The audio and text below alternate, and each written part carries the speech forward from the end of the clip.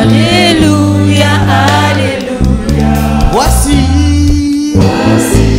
le moment que le Seigneur, que tu as choisi pour me parler. voici le moment, Voici le moment, que tu as choisi pour me parler. voici le moment, Voici le moment que le Seigneur que tu Jésus, as choisi pour me parler. voici le moment, Voici le moment que tu as choisi pour me parler. Seigneur, toi qui es ce Dieu vivant, toi qui es ce Dieu puissant, Seigneur Jésus, qui suis-je, Seigneur Jésus, pour me dresser devant ton peuple, Seigneur Jésus, et parler en ton nom, Seigneur Jésus. Je ne suis pas digne, je ne le mérite pas, Seigneur Jésus. Et il n'y a rien en moi, Seigneur Jésus, roi des rois, qui a fait quelque chose, Seigneur Jésus, qui va dans ce sens, Seigneur. Mais c'est seulement par ta grâce. Et c'est seulement par ton onction, Seigneur des Seigneurs. Oh Dieu, efface tout ce qui est de moi, Seigneur. Efface tout ce qui est de moi, Seigneur des Seigneurs, afin que seule ta parole puisse être prononcée ici et maintenant, Seigneur des Seigneurs. Que seul ce que tu as prévu pour tes enfants puisse être dit. Maintenant, je vais me taire et toi parle, dans le nom de Jésus-Christ. Amen. Amen. Soyez fortifiés. Soyez bénis dans le nom de Jésus-Christ. On a eu une petite pause, mais nous sommes toujours sur la série du fruit de l'esprit. Amen. Et nous allons parler du fruit de la bonté. Mais le fruit de la bonté, on l'avait fait il y a plusieurs vendredis. Mais ça a été incroyable parce que il y en a qui disent mais non, il faut que tu reparles de ça parce que il y a des choses dans la bonté que nous ne sommes pas au courant. Alléluia. Et c'est pour cela que je vais le reprendre ce dimanche.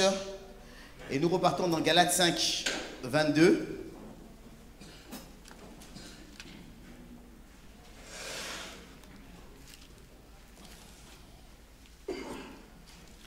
Il dit, j'ai lu la parole, mais le fruit de l'esprit, c'est l'amour, la joie, la paix, la patience, la bonté, la bénignité, la fidélité, la douceur et la tempérance. La loi n'est pas contre ces choses. Amen. On avait vu déjà l'amour, on a vu la joie, on a vu la bénignité. Alléluia. On a vu la douceur. Amen. Et vous savez quoi, je me suis renseigné sur la douceur, je commençais à chercher et tout. Et il y a une expression qui date des siècles auparavant, mais qui ne se dit plus. Cette expression se dit, il est doux comme un apôtre. J'ai dit, waouh. J'ai dit, ah bon, donc les apôtres avaient la réputation d'être doux. Et vous pouvez voir ça, j'ai vu dans une des citations célèbres, c'est dans Cyrano de Bergerac. Vous savez, Cyrano de Bergerac, dans l'acte 1, en fait, Cyrano de Bergerac, c'est quelqu'un qui est un poète, à la fois mathématicien, à la fois musicien, et à la fois très grand guerrier. Et il a un problème, c'est qu'il a un nez énorme et très long. Et tous ceux qui se moquent de son nez, il les passe au fil de l'épée. En tout cas, il se bagarre avec eux. D'accord? Tous ceux qui se moquent de son nez. Et là, dans une scène, il y a un qui commence à se moquer de son nez. Et puis il dit à tout le monde sortir. Alors tout le monde commence à avoir peur. On dit, oh là là, il s'est moqué de son nez, ça va être chaud. Et là, il voit Cyrano qui l'embrasse. Et puis ils disent, quoi? Il dit, notre guerrier est devenu doux comme un apôtre. Oui, ce mot, doux comme un apôtre. Incroyable. Donc vous voyez dans Actes, dans la scène des Actes, c'est-à-dire que, en fait, cette expression dire que, comme on appelait les chrétiens, les petits Christ, ceux qui suivaient Christ parce qu'ils avaient le comportement de Christ, ça veut dire qu'à un moment donné, on a vu dans le comportement des apôtres tellement de douceur que c'en est devenu une expression. Doux comme un apôtre. Waouh, incroyable. Et là, aujourd'hui, nous allons parler de la bonté. La bonté. Qu'est-ce que la bonté? Donc, le dictionnaire dit que, pour faire simple, la bonté est une qualité morale qui incite à faire le bien et à être bon pour les autres. Une qualité morale qui incite à faire le bien et à être bon pour les autres. Et les synonymes d'excellence morale et d'absence de méchanceté. Excellence morale et absence de méchanceté. C'est ça la bonté. Donc, qualité morale qui incite à faire le bien, à être bon pour les autres. Il est synonyme d'excellence morale et d'absence de méchanceté. Il y a le Proverbe 19, verset 22 qui dit « Ce qui attire dans un homme, c'est sa bonté. Et le pauvre vaut mieux que l'homme menteur. » Amen. J'aime beaucoup ce proverbe. Proverbe 19, verset 22. « Ce qui attire dans un homme, c'est sa bonté. Et le pauvre vaut mieux que l'homme menteur. » Donc la bonté est quelque chose, normalement, c'est une vertu, c'est une qualité. Mais, au travers de Jésus, on va voir que cette qualité est inatteignable pour l'homme sans Dieu. Amen. Si on va dans Luc au chapitre 18, à partir du verset 18, on dit « Un chef interrogea Jésus et dit « Bon maître, que dois-je faire pour hériter la vie éternelle ?» Verset 19, Jésus lui répondit « Pourquoi m'appelles-tu bon? Il n'y a de bon que Dieu seul. » Waouh! Alléluia! Il dit « Pourquoi m'appelles-tu bon? Il n'y a de bon que Dieu seul. » Ça veut dire quoi? Ça veut dire que Dieu seul est bon. Et Dieu seul peut faire véritablement preuve de bonté. Dans Psaume 119, verset 68, David a cette révélation et dit à Dieu, « Tu es bon et tes œuvres sont bonnes. » Alléluia. Enseigne-moi tes prescriptions. Tu es bon et tes œuvres sont bonnes. Il dit aussi dans Psaume 63, verset 3, « Ta bonté est meilleure que la vie. » Ou dans d'autres versions, « Ta bonté vaut mieux que la vie. » Alléluia. La bonté de Dieu est tellement extraordinaire. La bonté de Dieu est tellement touchante. La bonté de Dieu change tellement les vies que sa bonté vaut mieux que la vie. Est-ce que vous voyez le niveau d'excellence qui est la bonté? C'est pour ça que Jésus dit, il n'y a nul d'autre bon que mon Père. Pourquoi me dis-tu bon maître? Le seul qui est bon, c'est mon maître. Parce que la bonté telle que Dieu l'a définie, la bonté de Dieu vaut mieux que la vie. Amen. Et c'est quelle bonté aujourd'hui que je peux te faire ou que quelqu'un peut te faire que tu peux dire que ça vaut mieux que la vie. Alléluia. La bonté du Seigneur vaut mieux que la vie. Et la bonté du Seigneur, en fait, quand ça nous touche, ça nous transforme. Ça emmène quelque chose à l'intérieur de nous. La volonté du Seigneur est performative. Ça veut dire que elle fait de l'action. Et ça, on peut voir dans Lamentation de Jérémie, ce fameux texte de Jérémie, quand il pleurait de la captivité, il pleurait de la destruction de Jérusalem et toutes ces choses-là. Dans Lamentation 3, à partir du verset 22, non, on va partir à partir du verset 19. Il dit, même verset 18. Et j'ai dit, ma force est perdue. Je n'ai plus d'espérance en l'Éternel. Verset 19. Quand je pense à ma détresse et à ma misère, à l'absinthe et au poison, quand mon âme s'en souvient, elle est abattue au-dedans de moi. Voici ce que je veux repasser en mon cœur, ce qui me donnera de l'espérance. Verset 22, ce qui nous intéresse. Les bontés de l'Éternel ne sont pas épuisées, ses compassions ne sont pas à leur terme, elles se renouvellent chaque matin. Alléluia. Oh, que ta fidélité est grande. Les bontés de l'Éternel. Alléluia. Les bontés de l'Éternel ne sont pas épuisées. Ses compassions ne sont pas à leur terme. Elles se renouvellent. Elles se renouvellent chaque matin. Elles se renouvellent chaque matin.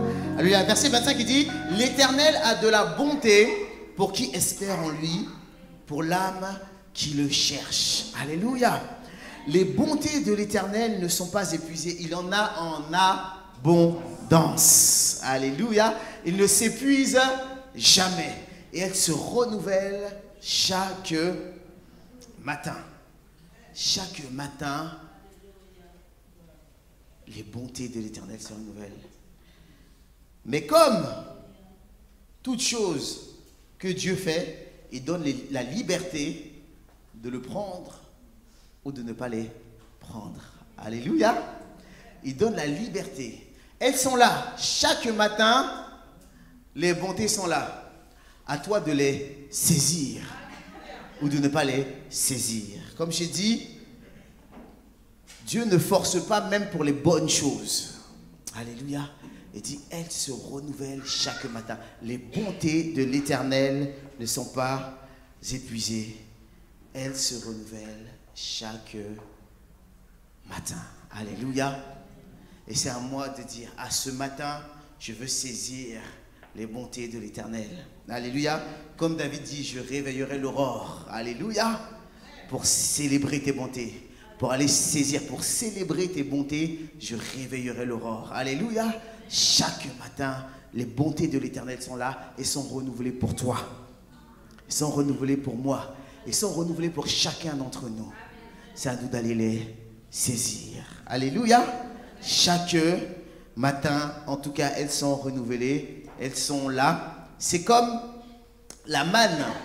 La manne tombait et c'était à chacun, chaque matin, d'aller en chercher. Celui qui restait à la maison n'avait pas de manne. Alléluia. Donc il y a cet effort-là d'aller chercher. Amen. La manne est tombée du ciel. C'était une grâce, c'était une bonté de Dieu. La caille aussi tombait du ciel. C'était une grâce, c'était une bonté de Dieu. Mais chaque matin, il fallait aller la chercher. Chaque matin, il fallait aller la chercher, la prendre. Alléluia.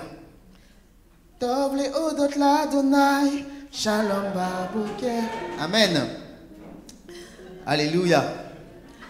Donc, les bontés du Seigneur sont infinies. Dieu est bon et il est infiniment bon. Alléluia. Il est infiniment bon. La bonté de l'Éternel est infinie. Amen. Maintenant, non seulement Dieu est bon, mais ses œuvres sont bonnes. Amen. Donc ça veut dire quoi? Ça veut dire qu'avant de pouvoir produire des œuvres bonnes, il faut que dans notre cœur, on ait la bonté. Amen. Sans nos cœurs qui produisent la bonté, alors il est difficile de faire des œuvres bonnes. Amen. Dans la bonté, il y a quoi? Dans la bonté, il y a plusieurs choses.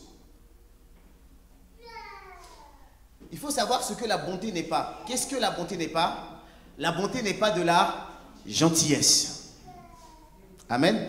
Des fois, on fait de l'amalgame, un amalgame entre la bonté et la gentillesse. Dans la Bible, il n'y a aucun moment où on dit Dieu est gentil. Amen. Alléluia. Les seules fois où tu peux voir gentil dans la Bible, tu ne les vois jamais. C'est juste dans une autre, une autre étymologie où gentil veut dire païen. Ça n'a rien à voir, ok? Ça veut dire les païens, ceux qui ne croient pas en Dieu, on l'appelle les gentils, mais c'est une autre étymologie, ça n'a rien à voir avec la gentillesse, ok? On l'appelle les gentils. D'ailleurs, quand on parle des gentils, vous comprenez que ce n'est pas de la gentillesse, ok? Donc, c'est les gentils, c'est des païens, d'accord? Donc, à part ça, donc, Dieu n'est pas pourvu de gentillesse, mais Dieu est pourvu de bonté. Pourquoi? Pourquoi pas la gentillesse? Parce que la gentillesse est faillible. Amen. La gentillesse est faillible. La gentillesse est inique. Sans loi, sans règle, sans but. Inique, ça veut dire sans loi, sans but et sans règle. Dans la gentillesse, il n'y a pas de loi. Dans la gentillesse, il n'y a pas de règle. Et dans la gentillesse, il n'y a pas de but. Alléluia.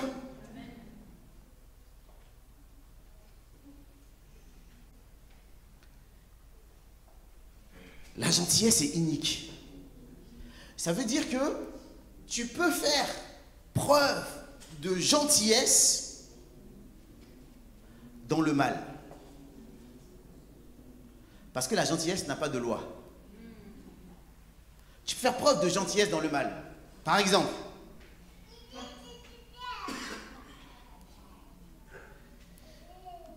quelqu'un qui se drogue beaucoup. Il se drogue, et là, il est en train de faire une cure et il est en manque total. Et puis il vient et dit, je t'en supplie, sois gentil, redonne-moi une dose. Toi, qu'est-ce que tu vas faire si tu en as? Tu vas lui donner par gentillesse. Parce que ce qui te dit, le fait de le voir souffrir, le fait de le voir dans cette chose-là va te toucher, et donc tu vas faire preuve de gentillesse en disant, ah, je suis gentil si je lui donne une autre. Mais non, en fait, tu es en train de le tuer. La gentillesse est inique. Alléluia. La gentillesse n'a pas de loi. La gentillesse n'a pas de loi. On peut faire les choses, dire, ah, mais j'ai fait ça pour gentil, mais alors que tu as tout mis la catastrophe de partout. Tu dis, non, c'est parce que j'étais gentil. Amen. Parce que la gentillesse, il faut s'en méfier. Parce que dans la gentillesse, il n'y a pas de justice. Amen.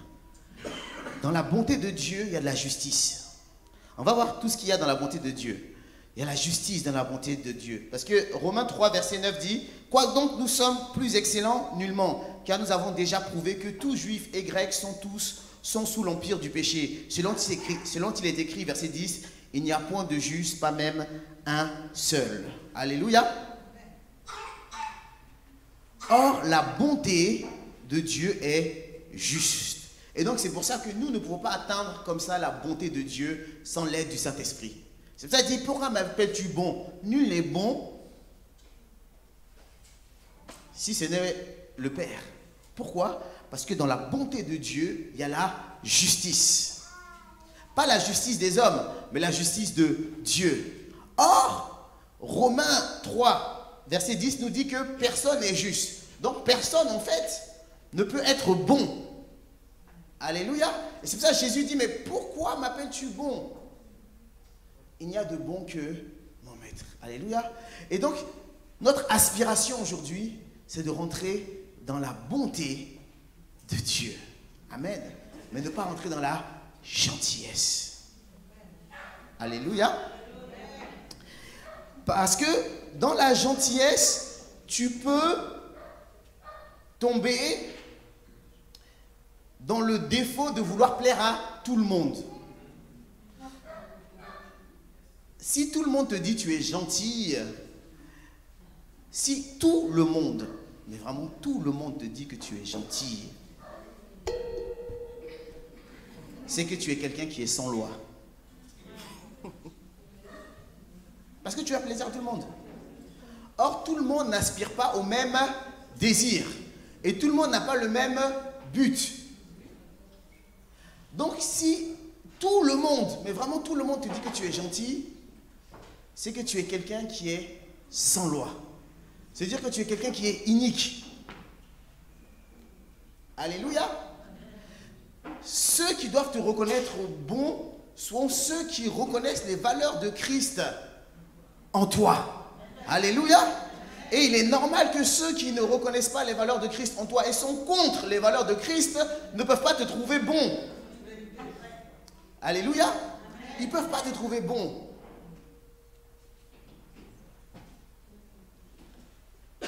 Sachez que vouloir plaire à tout le monde, c'est plaire à personne. Alléluia. La gentillesse est faillible, la gentillesse est inique. Mais la bonté de Dieu est juste et parfaite. Amen. La bonté de Dieu est juste et parfaite. Tu arrives, quelqu'un dit, ah s'il te plaît, est-ce que tu peux m'aider à tricher? Franchement, donne-moi, tu es à l'école, montre-moi s'il te plaît. Sois gentil. Toi, dans ton cœur, tu dis, bah, c'est pas grave. Moi, je veux lui montrer. Parce que je suis gentil. Au moins, il aura une bonne note. Non. Ah, je suis vraiment désolé. Mais si je fais ça, tu ne vas pas apprendre. Et c'est de la tricherie. C'est pas bon devant mon Seigneur. Ok? Ah, tu es méchant.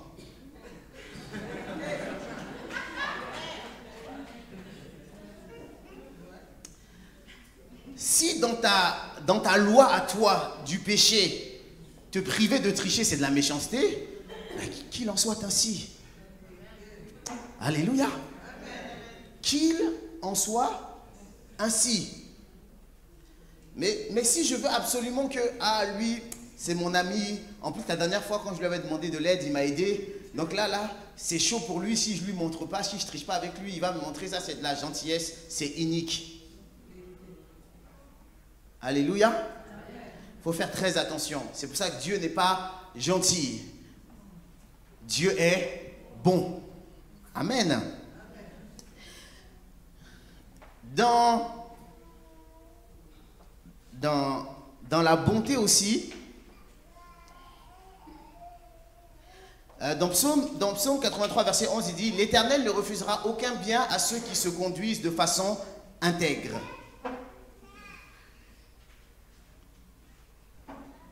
Ésaïe 1, verset 17, « Apprenez à faire le bien, recherchez la justice, corrigez l'oppresseur, défendez le droit de l'orphelin et de père, plaidez la cause de la veuve. » Alléluia.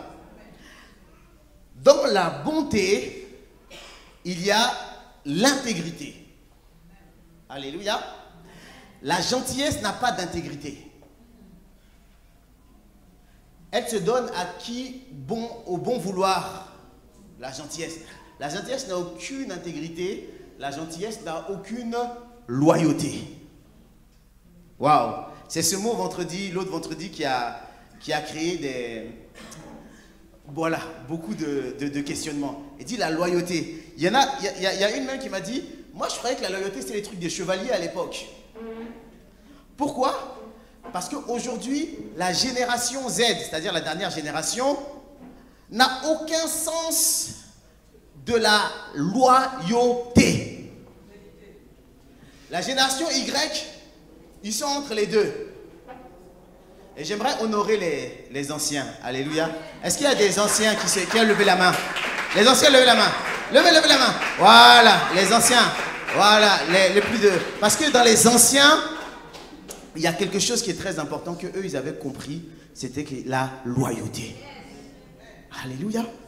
La loyauté, être loyal envers. Or, dans la bonté, il y a de la loyauté. La génération Z n'a aucune loyauté. Tu ne peux pas avoir 1000 amis et puis être loyal. C'est impossible. Les réseaux sociaux font que tu as plusieurs amis. Comment tu peux avoir 1000 amis et être loyal? C'est impossible. Parce que la société nous emmène à aller vers nos intérêts. Vers ce qui nous arrange.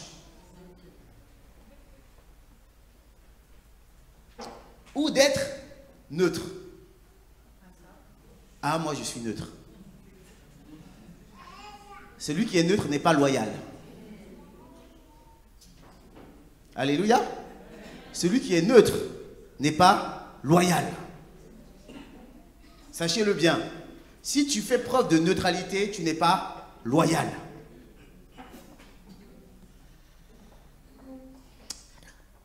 La loyauté.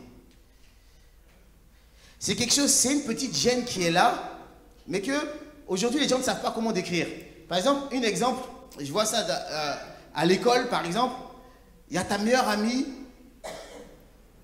elle est ta meilleure amie, elle parle avec toi, blablabla, blablabla, et là d'un coup, des gens qui t'insultent, qui te parlent mal viennent, et puis elle va, et puis elle discute avec eux. Et puis elle te dit, ça va, ça ne te dérange pas si je discute avec eux, il n'y a pas de problème. Et toi, dans ton cœur, comme tu es à fond dans le 21e siècle, tu dis, oh non, ça ne me dérange pas, non, il n'y a pas de problème. Mais au fond de toi, tu sais qu'il y a quelque chose qui ne va pas. Et cette chose-là qui ne va pas, ça s'appelle la loyauté. Au fond de toi, tu dis, non, tu as le droit de parler à qui tu veux, hein, t'inquiète pas. Parce que tu veux être cool, tu veux être tendance d'aujourd'hui, ouais, tu peux parler à qui tu veux. Mais au fond de toi, tu dis, c'est mal à... J'ai du mal à... Enfin, je sais pas, ou bien... Et puis tu te remets en question, ouais, c'est peut-être moi et tout, j'ai pas envie, mais elle est libre. Attends, ma tête, elle est libre, elle peut parler à qui elle veut, elle est libre. Non, c'est ton cœur et ta conscience qui est en train de te dire que cette personne-là n'est pas loyale.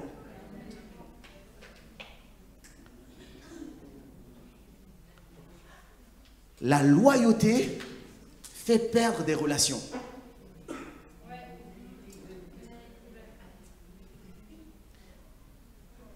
Si tu veux garder toutes tes relations, si tu veux tout garder, tu ne peux pas être loyal. Parce que tu veux garder une forme de neutralité.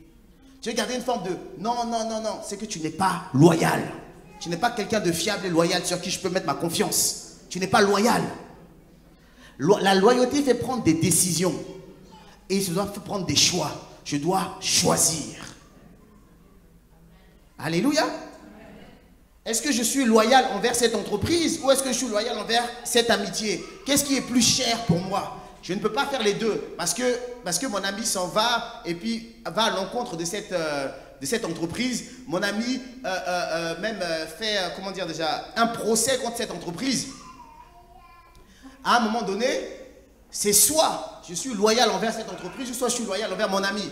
Mais je ne peux pas être entre les deux. Je vais à mon boulot, tout va bien, et je vais à mon ami, tout va bien. C'est faux. Ton ami va voir que tu n'es pas loyal. Ou bien ton travail va voir que tu n'es pas loyal. Alléluia. Gens du 21e siècle, il faut ressusciter la loyauté. La loyauté envers Dieu, la loyauté envers ta famille, la loyauté envers tes amis, la loyauté envers ton église. Mais tout va dans la priorité. Alléluia. La loyauté, chaque loyauté a des priorités qui vont nous faire des choix. Alléluia. Chaque loyauté a des priorités qui vont nous faire des choix.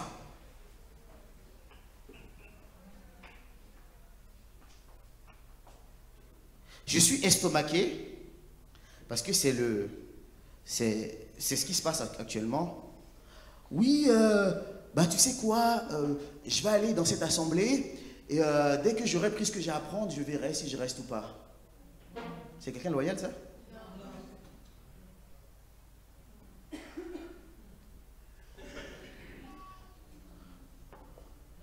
Oui, je vais marcher avec lui, je vais prendre ce que j'ai à apprendre et puis dès que j'aurai pris ce que j'ai appris, je m'en vais.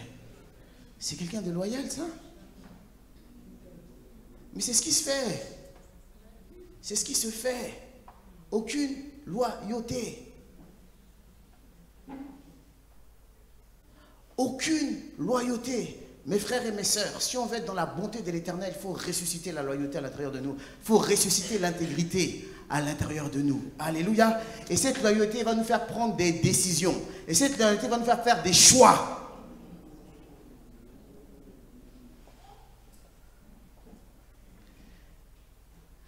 La personne est venue.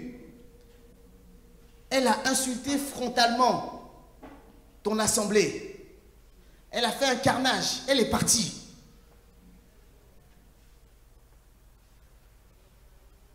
Est-ce que c'est propre de te voir, toi qui es dans l'assemblée, dîner avec elle?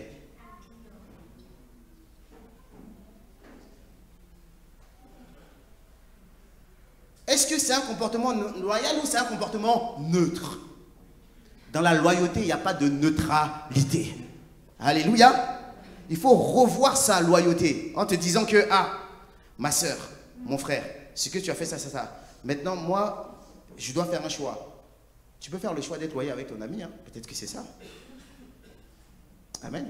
Dans ce cas-là, je m'en vais avec toi. Ok? Voilà quelqu'un de loyal. Je quitte l'église avec toi. Là, tu as été loyal envers cette amitié.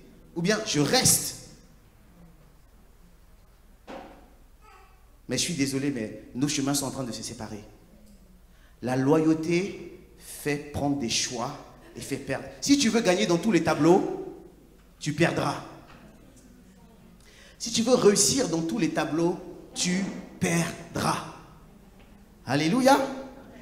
La loyauté, c'est quelque chose qui fait mal. Parce que tu perds des opportunités aussi. Il y a des opportunités que tu peux perdre. Tu as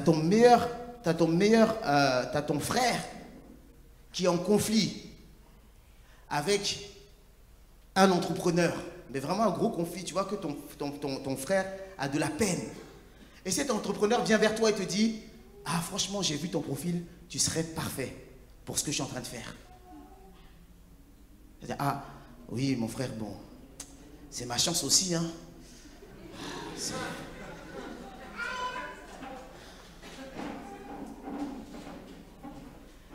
Non, la loyauté va faire, écoutez très bien. Réglez ce que vous avez à faire avec mon ami ou avec mon frère. Si vous réglez avec lui, peut-être, mais si vous ne réglez pas, moi, lui, c'est mon frère. L'opportunisme ne va pas avec la loyauté.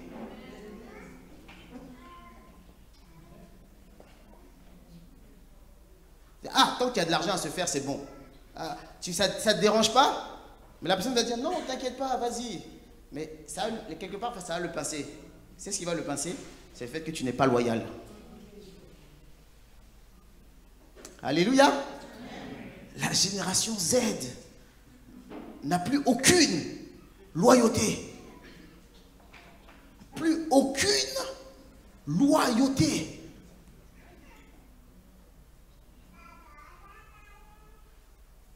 Or, dans la bonté, il y a l'intégrité et il y a la loyauté.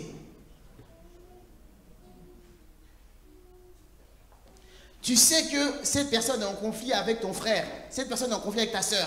Elle veut te parler, elle veut prendre du temps, dîner avec toi. Tu dis, écoute, moi, c'est lui mon frère. Toi, je ne te connais pas, je ne te connais qu'à travers lui.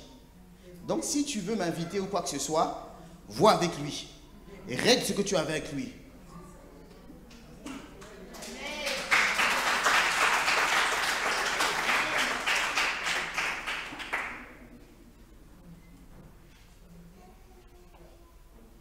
Et sinon, c'est la porte ouverte à tout. C'est grâce à lui que je te connais. Même si tu as quelque chose à me proposer. Ah, frère Messa, tu vois la personne que tu m'as présentée la dernière fois, il veut faire ça avec moi. Qu'est-ce que tu en penses? La loyauté fait que j'ai des comptes à rendre. Alléluia. Faut pas, le frère Messon va apprendre que là, j'ai commencé quelque chose avec cette personne-là. Il apprend ça comme ça, on ne sait pas quoi. Et tu dis, ah t'as fait avec lui. Le frère Messon ne va rien dire, mais tu n'es pas loyal. Amen. Alléluia. Amen. Le frère Messon ne va rien dire, mais tu n'es pas loyal. Si tu es loyal, c'est le frère Messon qui t'a présenté cette personne, tu dis, ah, frère Messon, cette personne-là veut faire ça avec moi. Qu'est-ce que tu en penses? Soit il va dire, mais il n'y a pas de problème. Pourquoi il ne va pas te dire, il n'y a pas de problème? Il va dire, oui, il n'y a pas de souci. Ou soit il va dire, ah, attention, fais attention, parce que ça, je la connais. il y a ça, ça, ça. Et tu risques même de passer à côté d'un grand danger. Tu dis, ah, je ne t'ai pas dit, hein, mais il y a ça, ça, ça, donc je te conseillerais de faire attention. Alléluia. La loyauté aussi peut te préserver.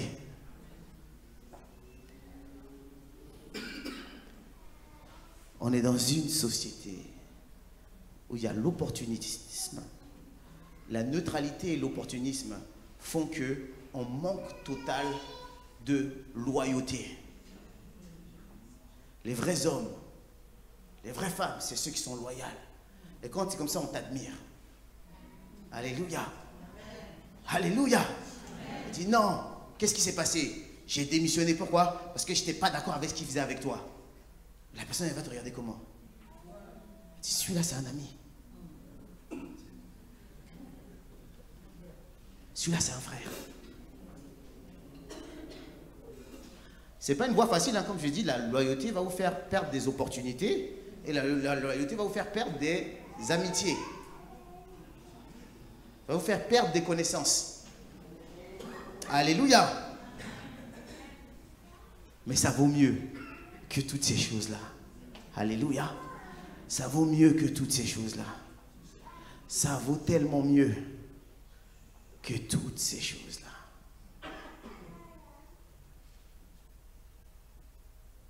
Tu as envie de te marier. Il y a ta sœur. Tu sais qu'elle a été avec quelqu'un. Et tu vois que cette personne-là vient te courtiser.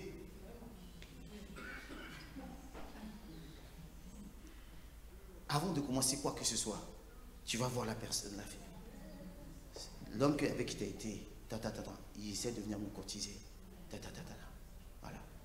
Voilà. Moi, je ne veux rien entreprendre, ni quoi que ce soit, sans que toi tu aies dit ton lieu, ton nom, si tu n'es pas prêt ou pas.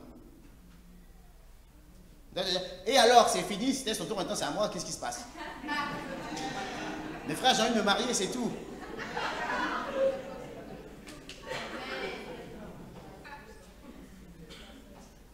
Et elle va prendre, ah, vous êtes ensemble là? Ah, d'accord. Elle va dire, ah, d'accord. Elle va rien te dire. Mais tu n'es pas loyal. Tu n'es pas loyal.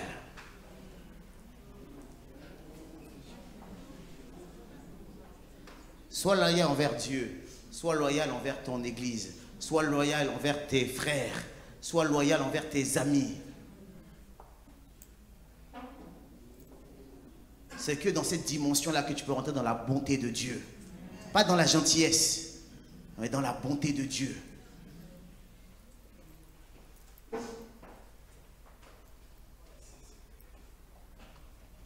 La Bible aussi dit dans Proverbe que les réprimandes d'un ami valent mieux que les baisers d'un ennemi. La loyauté aussi, c'est de voir que la personne va droit dans le mur et de lui dire tu vas droit dans le mur. Alléluia.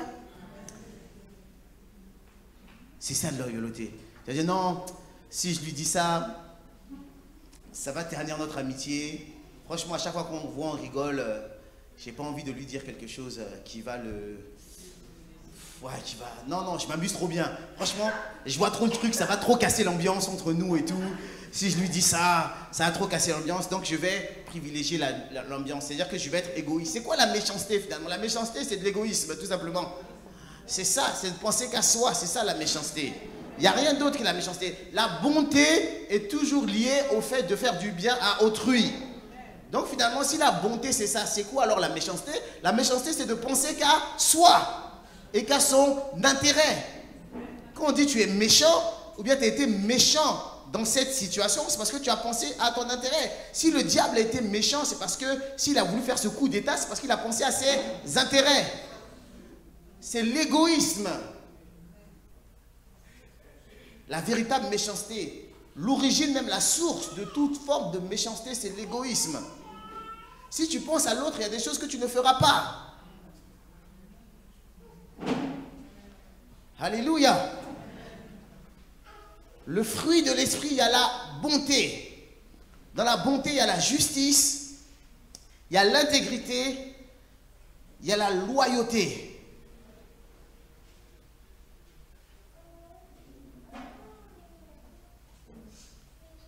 La Bible parle aussi de la bonté comme un vêtement. Alléluia. Il le dit dans Colossiens 3, verset 12. Revêtez-vous donc comme des élus de Dieu, saints et bien-aimés, d'affection miséricordieuse, de bonté, d'humilité, de douceur et de patience. Alléluia. Revêtez-vous donc comme des élus de Dieu, saints et bien-aimés, d'affection miséricordieuse, de bonté, d'humilité, de douceur et de patience. Alléluia. Et même si il n'y a que Dieu qui est bon, et même si c'est dur d'atteindre cette bonté-là, on est appelé à être bon. Alléluia. Nous sommes appelés à être bons. Dans Ephésiens 4, verset 32 et Ephésiens 5, verset 1, il dit « Soyez bons les uns envers les autres, compatissants, vous pardonnant réciproquement, comme Dieu vous a pardonné en Christ. Devenez donc les imitateurs de Dieu comme des enfants bien-aimés et marchez dans l'amour, à l'exemple de Christ qui nous a aimés et qui s'est livré lui-même à Dieu pour nous comme une offrande et un sacrifice de bonne odeur. Soyez bons. » Amen. On est appelé à cette bonté-là. Même si ça va être dur, même si ça va être inatteignable d'arriver à cette bonté, parce que Dieu seul est bon, on est appelé à aller vers. Comme la sainteté. Même si on sait que ça sera impossible d'atteindre la sainteté de Dieu, mais on est appelé à rentrer dans la sanctification pour aller vers cette sainteté. Alléluia. La sanctification, c'est quoi? C'est faire la démarche pour être saint. Alléluia. Et quel que soit le niveau dans lequel tu es, mais que tu es dans la démarche, Dieu t'appelle saint. Alléluia. Même si tu as un niveau au top, mais que tu n'es plus dans la démarche de sainteté, Dieu t'appelle plus saint. Alors qu'il y en a un, il vient juste d'arriver à peine, tout ce qu'il fait, il te décrit ce qu'il fait, toi tu es effrayé, mais comme il est encore comme il est dans la démarche de la sainteté, donc de la sanctification, Dieu l'appelle à être saint. Et toi qui es au bout là-bas, comme tu n'es plus dans cette démarche-là, tu vas aller en enfer, et lui qui fait encore des choses horribles, il va aller au paradis, parce qu'il est dans la démarche, et que toi même si tu es là-bas, tu n'es plus dans la démarche. Alléluia. La sanctification, c'est d'être continuellement dans la démarche de devenir saint. Alléluia.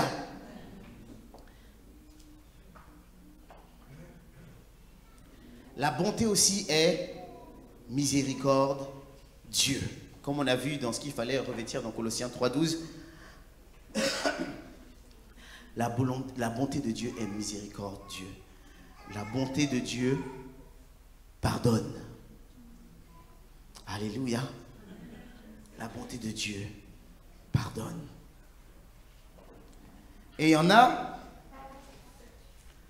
avec qui tu vas marcher, pas parce qu'ils ont été loyaux, mais parce que tu as pardonné.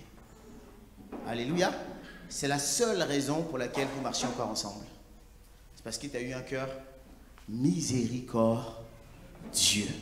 Pas parce qu'il a été intègre dans ton amitié, pas parce qu'il a été intègre dans ta fraternité, pas parce qu'il a été intègre dans ce que tu fais, mais parce que ton cœur a été assez grand pour pouvoir le pardonner. Et c'est ça aussi la bonté. C'est de pouvoir pardonner. Alléluia. La bonté, c'est pouvoir de dire à ton frère, mon frère, là tu n'as pas été loyal, c'est de dire la vérité à ton frère pour ne pas qu'il se trompe, mais de dire aussi, il n'y a pas de problème, je te pardonne aujourd'hui. Alléluia. La bonté. Et comme le fruit de l'esprit, chaque aspect ou chaque saveur du fruit de l'esprit, ça se travaille. C'est différent des dons. Les dons, ça ne se travaille pas, c'est Dieu qui donne des dons. Alléluia. Mais le fruit, ça se travaille. On plante dans la terre. Ça prend des racines. Tu arroses, tu arroses, tu arroses, tu arroses. C'est dur au début, parce que quand tu arroses, tu ne vois rien. Tu te dis, mais qu'est-ce qui est en train de se passer? Mais en fait, c'est dans la terre que c'est en train de se passer. Ça prend des racines. Après, tu vois un tronc. Ah, il y a un tronc. Après, il y a des branches. Après, ça fleurit. Et ensuite, enfin, ça porte du fruit. Alléluia. Le fruit de l'esprit, ce n'est pas les dons. C'est pour ça qu'on est sauvé grâce aux fruits. Et on n'est pas sauvé grâce aux dons. Alléluia. Parce que le fruit, c'est quelque chose qui se travaille.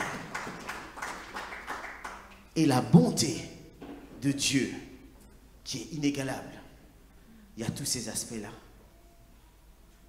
Et j'aimerais m'attarder, comme on est au XXIe siècle, sur l'aspect de l'intégrité et l'aspect de la loyauté. Amen. Soyons une église différente. Ou soyons des enfants de Dieu différents, qui sont loyaux, loyal à la cause, loyal à ce qu'on est, loyal à ce en quoi nous sommes engagés. Si tu fais trop de choses, si tu t'engages dans trop de choses, tu ne peux pas être loyal. C'est impossible. C'est impossible parce que la loyauté, ça se travaille, ça se... Tu peux pas. Tu peux pas. C'est pas possible.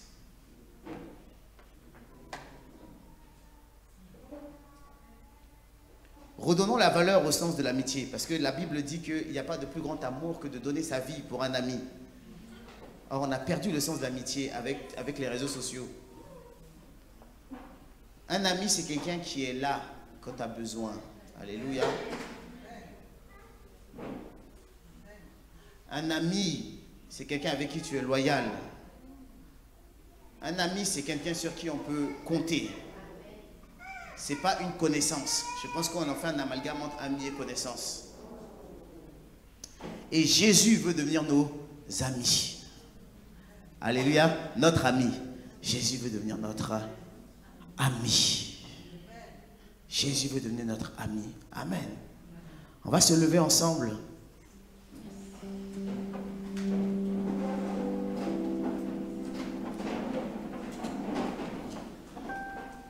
Et on va prendre ce temps-là pour hiérarchiser nos priorités. Parce que la fidélité fait partie dans la fidélité, dans l'intégrité, dans la bonté, dans la loyauté, dans toutes ces choses-là qui font partie de cette bonté-là, il y a des priorités. Et la première priorité, c'est Dieu d'abord. On est loyal, on est intègre, on est bon pour Dieu. Et ensuite, c'est toi qui mets à la lumière de la Bible et à la lumière de ce qui est à toi, quelles sont les autres priorités?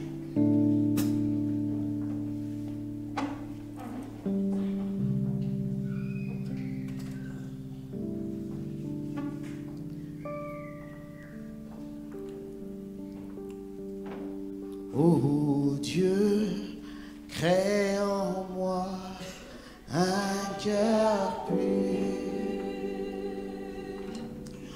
Oh Dieu, crée